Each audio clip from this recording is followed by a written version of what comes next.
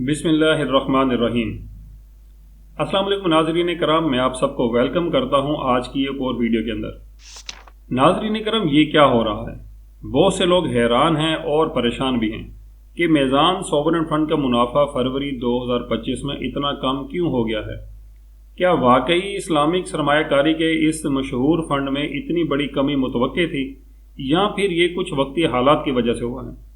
आज की वीडियो में हम इसी बारे में तफसील से बात करेंगे कि मेज़ान सॉवरेन फंड यानी कि जिसको मेज़ान खुद मुख्तार फंड भी कहा जाता है कि मुनाफा में कमी की असल वजूहात क्या हैं।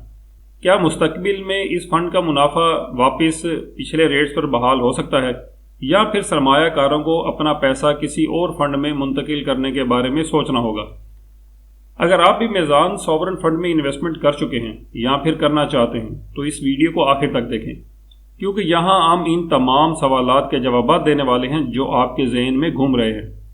वीडियो को लाइक कर दें, चैनल को सब्सक्राइब कर दें और अपनी राय कमेंट्स में ज़रूर दें कि आपको क्या लगता है, क्या मुनाफा वापस आएगा या फिर सूरत हाल मज़ीद ख़राब हो सकती है। तो चलिए वीडियो शुरू करते हैं। नाज़रीन किराम, ये हम अल मेज़ान इन्वेस्टमेंट के मेज़ान सॉवरेन फंड के पेज पर आ गए हैं। मैं आज की वीडियो में कोई तफसील के साथ मेज़ान सॉवरेन फंड के जो इन्वेस्टमेंट ऑब्जेक्टिव्स होते हैं, स्ट्रेटजी होती है, वो डिस्कस नहीं करने वाला, क्योंकि जितने भी फंड हैं सबका इन्वेस्टमेंट ऑब्जेक्टिव और स्ट्रेटजी यही होती है कि हम ज़्यादा से ज़्यादा प्रॉफिट कमाएं, क्योंकि जैसे ही फंड ज़्यादा प्रॉफिट कमाएगा तो वो कंपनी को भी फ़ायदा है और जो उसके इन्वेस्टर्स हैं उनको भी इसका फ़ायदा होता है। तो ये तो इनका मेन ऑब्जेक्टिव है कि प्रॉफिट हमने कमाना है और अपना हिस्सा भी रखना है और अपने इन्वेस्टर्स को भी देना है। हम मेन ये है कि हम ये आहिस्ता आहिस्ता नीचे जो है फंड फैक्ट्स के ऊपर आ जाते हैं। तो ये फंड फैक्ट्स के अंदर अगर हम देखें तो ओपन एंडेड फंड है। ये मेज़ान सॉवरेन फंड जो है ये ओपन एंडेड फंड है। इसका मतलब ये है कि आप इस फंड के अंदर जब चाहें जिस वक्त चाहें अपना पैसा इन्वेस्ट कर सकते हैं। इनकम कैटेगरी का फंड है, फरवरी 2010 में लॉन्च हुआ था, काफ़ी पुराना है, तकरीबन इसको 15 साल से ज़्यादा का टाइम हो चुका है। और अगर हम इस फंड साइज़ की बात करें तो इसका फंड साइज़ 187.70 बिलियन रुपीज़ है, 187.7 अरब रुपए। ये फरवरी 28, 2025 की फिगर है। लेकिन अगर हम इसी फिगर को, मैं अभी फरवरी की फ़ंड मैनेजर रिपोर्ट जिसकी खोलता हूँ तो ये आपके सामने फ़ंड मैनेजर रिपोर्ट इसकी आ गई है। अगर यहाँ पर हम देखें तो 187.695 मिलियन या मिलियंस में आ रहा है, तो आप इसको राउंड अगर करें तो 187.6 अरब कर सकते हैं। ये फरवरी की फिगर है। लेकिन अगर आप जनवरी में देखें तो यही फंड साइज जो है वो 246.426 अरब रुपए तक था, यानी कि इसके अंदर 24% की गिरावट हुई है, यानी कि फंड का साइज गिर गया है, लोगों ने इसमें से पैसा इतना निकाल लिया है। तो ये मेज़ान सॉवरेन फंड के फंड फैक्ट पे वापस आते हैं। तो यहाँ पर फंड साइज का कम हो चुका हुआ है, तकरीबन 24%। और अगर हम इसके बेंचमार्क की बात करें तो ये न्यू बेंचमार्क है। अगर हम इसका पुराना बेंचमार्क, अगर जिन लोगों ने कोई वीडियो पहले देखी है या कुछ अर्सा पहले इसको रिव्यू किया होगा, तो यहाँ पे इसका जो पुराना बेंचमार्क था वो था 6 month PKISRV rate. 6 months PKISVR rate का मतलब है 6 महीने का पाकिस्तान इस्लामिक रिवैल्यूएशन वैल्यू जो होती है, जो वो रेट होता था, वो इसका बेंचमार्क होता था। अब न्यू बेंचमार्क में क्या उन्होंने किया है कि 6 मंथ PKISRV तो रहने दिया है, साथ ही साथ क्या किया जी, 90% क्या किया है, 6 मंथ इसको PKISVR रेट से रहने दिया है। बाकी 10% जो है वो 6 month average of highest rates on the saving accounts of the 3 AA rated schedule Islamic banks are the Islamic windows of the conventional banks at selected by MUFAB।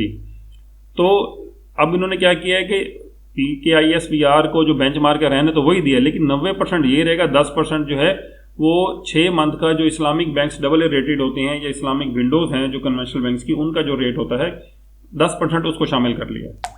Risk profile की बात करें तो ये मॉडरेट रिस्क है। Unit types की बात करें तो ग्रोथ एंड इनकम टाइप के यूनिट्स इसके अंदर शामिल हैं। मैनेजमेंट फ़ी, ये बहुत इंपॉर्टेंट पॉइंट है, यहाँ पर आपने बड़े गौर से सुनना है। मैनेजमेंट फ़ी अगर आप देखें तो यहाँ पर आ रही है up to 1.5% per annum of the average annual net assets calculated on daily basis. Management fee के अंदर लिखा हुआ है जी अप टू 1.5% पर एनम, यानी कि 1.5% सालाना होगी, of the average annual net assets calculated on daily basis. जो आपके सालाना नेट एसेट्स होते हैं, एवरेज उसकी जो होगी उसको डेली बेसिस पर लिया जाएगा with a minimum floor of 0.25%। और ये कम से कम 0.25% कम से कम होगी, इससे कम ये मैनेजमेंट फ़ी नहीं जाएगी। ये तो होती है प्रपोज्ड। अब एक्चुअल मैनेजमेंट फ़ी जो आपसे चार्ज हो रही है वो क्या है? वो है 1.2% ऑफ द नेट एसेट्स। वही बात, अगर आप कुछ अर्सा पहले अगर आपने इस फंड को रिव्यू किया होगा तो मैनेजमेंट फ़ी जो थी वो अप टू 0.6% पर एनम थी और मिनिमम 0.25% थी। और एक्चुअल जो मैनेजमेंट फ़ी जो चार्ज हो रही थी कुछ अर्सा पहले तक वो 0.6% ऑफ द नेट एसेट्स थी, और अब ये डबल हो चुकी हुई है 1.2% ऑफ द नेट एसेट्स। एक तो यहाँ पे आपका प्रॉफिट कम हुआ है, यानी कि 0.6% मैनेजमेंट फ़ी बढ़ गई है, तो जितना भी रिटर्न कमाया जाता है फंड के ऊपर यहाँ पर आपकी एक कटौती लग गई है। अब आगे आगे देखिए, मैं आपको वन बाय वन ये तमाम चीज़ें आपको बताऊंगा। अच्छा, अब प्रॉफिट रेट जो कम हुए हैं इसकी वजूहात कुछ और भी हैं। प्रॉफिट रेट कम होने की बहुत सी वजूहात हैं। एक तो ये मैनेजमेंट फ़ी जो कि मैंने आपको बता दी है। दूसरा ये है कि इस पे जो SBP की पॉलिसी रेट रिडक्शन है, आपने देखा होगा कि अभी काइबर जो है वो बहुत ज़्यादा कम हो चुके हुए हैं, तो ये उसकी वजह से भी आपके प्रॉफिटेबिलिटी के ऊपर फ़र्क पड़ता है। इसके अलावा दूसरा एक और मेन फैक्टर जो होता है वो इन्फ्लेशन डिक्लाइन है। आपकी जो इन्फ्लेशन है वो कम होती जा रही है। अब जनवरी 2025 में जो आपकी इन्फ्लेशन थी वो 9 ईयर्स लो आ गई, यानी कि रिकॉर्ड है कि 9 साल की सबसे लोएस्ट जो है वो इन्फ्लेशन का रेट आ चुका हुआ है। और state bank of Pakistan expect कर रहा है कि 2025 के अंदर जो आपकी इन्फ्लेशन रेट है वो 5.5% से लेकर 7.5%, यानी कि 5.5% से 7.5% के दरमियान रहने की तवक्को कर रहा है। ठीक है, एक्सपेक्टेशन है यानी कि। तो अगर ये इसी तरह रहती है तो आपके प्रॉफिट रेट भी ऐसे ही चलेंगे, क्योंकि जैसे ही इन्फ्लेशन बढ़ती है तो पैसा डी वैल्यू होता है। और प्रॉफिट रेट बढ़ने का मकसद ये नहीं होता कि आप बहुत ज़्यादा प्रॉफिट कमा रहे हैं। देखें, इन्फ्लेशन जब बढ़ती है तो आपकी महंगाई बढ़ती है, आगे प्रॉफिट रेट्स भी बढ़ जाएंगे। तो वो जो प्रॉफिट रेट बढ़े हैं उसका आपको खातिर खा फ़ायदा इसलिए नहीं होता कि उधर महंगाई भी हो चुकी होती है। इन्फ्लेशन कम होती है तो रेट कम होते हैं, रेट कम होते हैं तो आपका जो है इन्फ्लेशन कम होने की वजह से मार्केट में कुछ चीज़ों की आपको रेट भी बहुत नीचे मिल रहे होते हैं। जैसे कि आजकल आप देखें कुछ चीज़ों में आपको खातिर का रेट कमी नज़र आ रही होती है। और इसके अलावा मार्केट कंडीशंस भी होती हैं। और आजकल जो है स्टॉक मार्केट के अंदर थोड़ा सा IMF का जो आपको पता है कि अभी जो हमारे साथ हो रहा है उसकी वजह से भी इसके अंदर थोड़ा सा फ्लक्चुएशन आती रहती है। इसके अलावा मीज़ान बैंक की जो फंड मैनेजर रिपोर्ट होती है उसका जो प्रोस्पेक्टिव है, ये आपके सामने मैंने स्क्रीन पर स्क्रीनशॉट चला दिया है। तो वो अल मीज़ान investment acknowledges that investment in the mutual funds and the pension funds are subject to the market risk। मैं अपनी हर वीडियो में बताता हूं कि आपने एंड में जाके जो डिस्क्लेमर होता है उसको लाजमी पढ़ा करना है, क्योंकि इन्वेस्टमेंट ये नहीं है कि आप इसमें पैसा डालें और छोड़ दें और पैसा खुद ब खुद बढ़ता रहेगा, ऐसा नहीं होता। मार्केट का रिस्क बहुत ज़्यादा होता है इन्वेस्टमेंट के ऊपर, इसको आपने अपनी नज़र में रखना होता है। जैसे ही आपको नज़र आए कि यार ये फंड थोड़ा सा ऊपर नीचे हो रहा है तो आप फौरी अपने जो फंड मैनेजर है या जहाँ से भी आपने इन्वेस्टमेंट की हुई है वहाँ पे जाएं, उनसे मशवरा करें। और अगर वक्ती तौर पर कुछ ऐसा हुआ है तो आप स्टे कर सकते हैं, लेकिन अगर आप समझते हैं कि ये कंटिन्यू करेगा कुछ अर्से के लिए तो आप अपना पैसा जो है किसी और फंड में मूव कर सकते हैं। उम्मीद है कि मैं आपको अच्छे से समझा पा रहा हूँ, ठीक है। और that the net asset value, NAV का मतलब होता है net asset value based prices of the units and any dividend returns thereon are dependent on the forces and the factors affecting the capital markets। तो आपकी जो भी net asset value है वो बेस कर रही होती है किस चीज़ के ऊपर? जो आपके डिविडेंड रिटर्न्स होती हैं वो उस चीज़ पर बेस करते हैं जो फोर्सेस एंड फैक्टर्स होते हैं जो मार्केट को अफेक्ट कर रहे होते हैं, जिस वजह से मार्केट के अंदर आपकी इन्फ्लेशन कम होती है, पॉलिसी रेट्स SPP रिड्यूस करता है। तो ये सारी मार्केट की जो फैक्टर्स होते हैं इनकी वजह से आपका रेट के ऊपर फ़र्क पड़ सकता है। ये फंड मैनेजर जो भी होता है, अल मीज़ान है तो अल मीज़ान अपने डिस्क्लेमर देगा, NBP फंड्स हैं तो वो भी अपना डिस्क्लेमर देते हैं, तो ये सबका डिस्क्लेमर ऐसा होता है। तो ये मीज़ान का सॉवरेन फंड है तो इसीलिए मैंने यहाँ पर आपको अल मीज़ान का प्रोस्पेक्टिव बता दिया। ठीक हो गया। अब हम थोड़ा सा आगे इसमें देख लेते हैं। फ्रंट एंड लोड इस फंड की बात करें तो 1% है, ये पहले भी 1% थी, अब भी 1% ही है। तो यानी कि इसका मतलब ये होता है कि जब भी आप पैसा इस फंड में डालेंगे तो आपका 1% उसमें से डिडक्शन हो जाएगी, बाकी पैसा जो है वो आपका इन्वेस्ट होगा। बैक एंड लोड नील होता है, यानी कि जब वो पैसा निकालेंगे तो उस टाइम बैंक आपसे कोई अल मीज़ान इन्वेस्टमेंट जो है वो आपसे किसी भी तरह के कोई चार्जेस नहीं लेगी। और ट्रस्टी की बात करें तो CDC इसका ट्रस्टी है, central depository company Pakistan limited, PXX के अंदर ये स्टॉक एक्सचेंज के अंदर लिस्टेड फंड है। ठीक है। अब यहाँ पे भी कन्फ्यूजन है, अगर आप जाकर सर्च करेंगे तो मीज़ान सॉवरेन फंड आपको कहीं पर लिस्टेड नज़र नहीं आएगा, बल्कि अल मीज़ान इन्वेस्टमेंट जो होती है इसका जो म्यूचुअल फंड्स होते हैं वो लिस्टेड होते हैं। ठीक है ना, डायरेक्ट हर फंड लिस्टेड नहीं होता। फंड मैनेजर फैजान सलीम साहब है, एसेट रेटिंग जो AM1 है।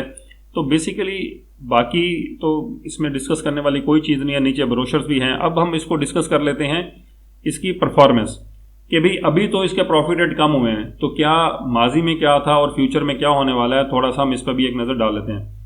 अगर हम मेज़ान सॉवरेन फंड का 2024 का रिटर्न देखें तो 21.89%, 22% ऑलमोस्ट इसका रिटर्न रहा है 2024 के अंदर, जो कि बेहतरीन था। 2023 में 15.37 था, 22 के अंदर 8.27 था, 21 के अंदर 7.65 था। ये वो कोरोना वाले साल हैं तो इसमें ये कम था 21-22 के अंदर, 20-21-22 में। तो ये बाद में 24 के अंदर ये इसने बहुत ज़बरदस्त ग्रो किया और ये 22% पे चला गया, जिसकी वजह से इसके अंदर ज़बरदस्त इन्वेस्टमेंट आई, जो कि मैंने अभी आपको बताई भी थी कि जनवरी के अंदर इसकी इन्वेस्टमेंट 246 अरब रुपए से भी क्रॉस कर गई थी इस फंड के अंदर। तो अब इसके अंदर लेटेस्ट प्रॉफिट पोजीशन क्या चल रही है 2025 की, ये तो 24 तक था, बड़ा गुड, साफ सुथरा, ज़बरदस्त नज़र आ रहा है। अब हम डिस्कस करते हैं कि 2025 में क्या चल रहा है। तो हम फंड मैनेजर रिपोर्ट पर आ जाते हैं, जो कि थोड़ी देर पहले भी मैंने आपको दिखाई थी। तो यहाँ पर हम थोड़ा सा नीचे देखें तो ये परफॉर्मेंस इसकी आ रही है। अब ये 1M का मतलब होता है कि 1 मंथ के अंदर इसने, यानी कि फरवरी 25 के अंदर इसने कमाया है 4.86%। तो बहुत कम, यानी इसका बेंचमार्क 10.31% था और इसने 4.86 यानी कि 50% से भी लो में चला गया है। तो आगे हम बात करते हैं कि अभी आगे क्या करना चाहिए। 3 मंथ का अगर हम लास्ट 3 मंथ में देखें तो 9.45 है, 6 मंथ में देखें तो 14.14 है। तो 6 मंथ के अंदर तो इसका रेट ठीक था, 3 मंथ के अंदर थोड़ा सा डाउन हुआ, 1 मंथ में तो बहुत ज़्यादा डाउन हो चुका होगा। तो अभी मैंने एक अलमेज़ान के रिप्रेजेंटेटिव से मैंने एक बात की, तो वहाँ मुझे थोड़ा सा आइडिया हुआ। उन्होंने कहा जी कि मार्च और अप्रैल के अंदर ये वापसी अपने पुराने रेट्स के ऊपर रिवाइव हो जाएगा। पुराने रेट से मुराद 22% नहीं, क्योंकि काइबर आपका इस टाइम 12% चल रहा है, तो 12% के राउंड अबाउट ही कहीं पे होगा, यानी कि 10-11% तक ये उम्मीद है, 9 से 11% के दरमियान आपका एक्सपेक्टेड है कि भी आने वाले 1-2 महीने के अंदर, यानी कि मार्च के एंड की FMR आएगी तो देखेंगे हम, और या फिर अप्रैल तक ये रिवाइव हो जाएगा इंशाल्लाह। तो अब वो जो बात मैंने आगे की, तो यहाँ पे ये भी डिस्क्लेमर देखें ना, ये लिखा हुआ है। ये डिस्क्लेमर जो है ये आपने ज़रूर इसको पढ़ना है और अपने फंड के ऊपर आपने नज़र रखनी है। ठीक हो गया नाज़रीन करम। तो नाज़रीन करम, आज की वीडियो में मेज़ान सॉवरेन फंड के अंदर जो प्रॉफिट रेट कम हुआ है, जिसकी वजह से बहुत इसके अंदर गिरावट आई है, बहुत पैसा यानी कि इसमें से निकल गया है, तो आप थोड़ा सा अगर होल्ड कर सकते हैं तो आप होल्ड करें। मैं उम्मीद करता हूं कि मेज़ान सॉवरेन फंड का जो है जो रिटर्न है वो इंशाल्लाह इंप्रूव हो जाएगी इसके अंदर। लेकिन अगर आप चाहते हैं कि आप वेट नहीं कर सकते और फंड को किसी और जगह मूव करना चाहते हैं, तो अपने फंड मैनेजर से आप इसके बारे में डिस्कस करें और अपना पैसा किसी और बेहतरीन फंड के अंदर डाल दें। बाकी आप मेरे चैनल पर भी वीडियो देखते रहे, मैं भी मुख्तलिफ फंड्स के बारे में बयान करता रहता हूँ, इसके ऊपर वीडियोज़ बनाता रहता हूँ। तो जैसे ही अभी मैं थोड़ा सा मज़ीद आने वाली जो वीडियोस मेरी हैं वो इंशाल्लाह ताला इन्वेस्टमेंट्स के ऊपर ही होंगी, और जिसके अंदर मैं मेज़ान के मुख्तलिफ फंड डिस्कस करूँगा, नेशनल बैंक के डिस्कस करूँगा। इसके अलावा अगर और भी कोई, क्योंकि ये 2 बेहतरीन और इस्लामिक फंड्स के अंदर अच्छा रिटर्न भी दे रहे हैं और मशहूर भी काफ़ी हैं, और ज़्यादातर लोग इन्हीं में इन्वेस्ट करते हैं, NBP फंड्स के अंदर और आपके अलमेज़ान इन्वेस्टमेंट के अंदर। इसके बाद अगर कुछ और भी मशहूर फंड मैं देखूँगा, अगर वो भी हो तो मैं इंशाल्लाह ताला वो भी बताऊँगा। लेकिन अगर आप कोई स्पेसिफिक इसमें अंदर चाहते हैं कि मुझे फ़लाँ फंड डिस्कस करना है, तो लाजमी मुझे बताएं।